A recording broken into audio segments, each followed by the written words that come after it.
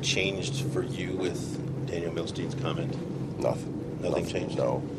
We've said all along that we're going to make hard decisions if we have to, but our focus is on getting our team better and making it as competitive as possible for this spring, but also into the future, obviously. So if we have to make a hard decision, we will. We like Artemi and like to keep him, and it's his right to go to the free agency, and if he chooses to do so, we'll be knocking on his door July 1. But we're going to go about our business here and try to win hockey games, make the playoffs, and go as deep as possible this spring too. So that's what we're going to focus on, and I have total respect for all the players and their right to make a decision for their future, and my job is to look after the well-being of the organization and the franchise now and make it as competitive as possible, as I said, for the springtime, but also into the future. I don't know if the decision ultimately is to trade him, perhaps.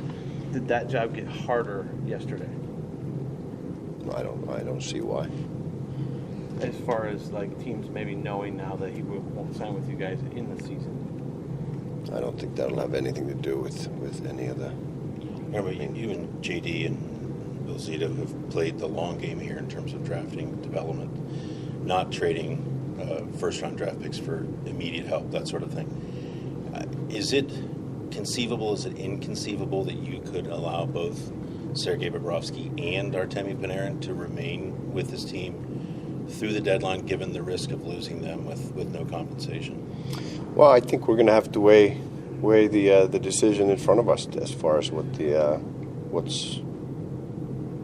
out there in the marketplace. I think that's the only answer that I'm going to be able to give you, is that I've made the examples from last year where we had offers for Jack Johnson, a pending UFA, and Matt Calvert, and decided to keep him because we thought that was the best thing for our team in the short term, and the long-term benefits of trading him weren't good enough. So it's the same way in these situations where we're going to.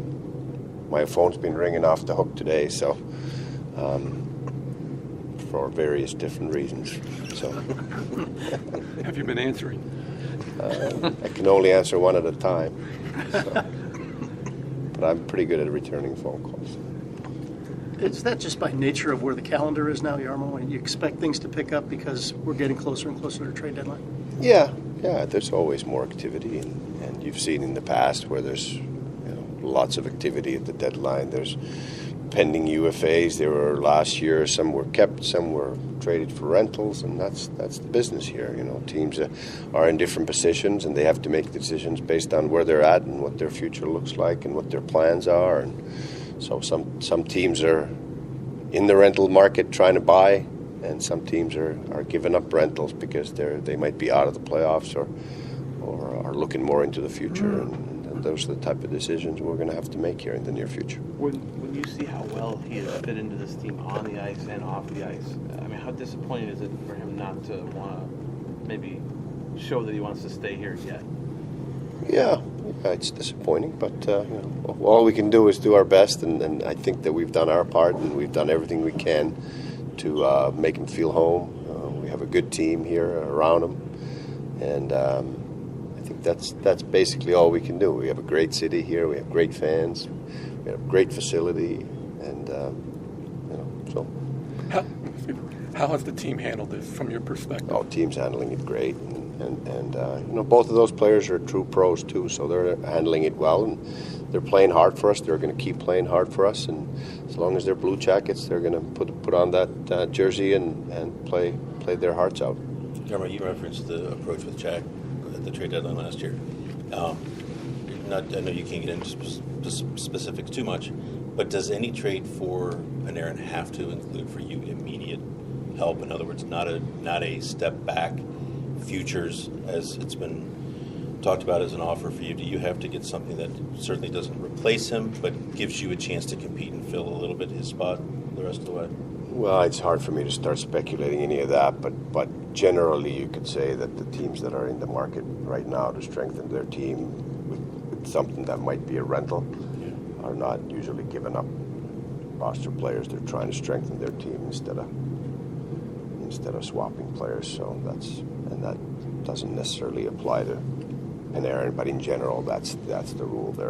They're giving up futures to get players to add to their team rather than giving a roster player and getting another one back.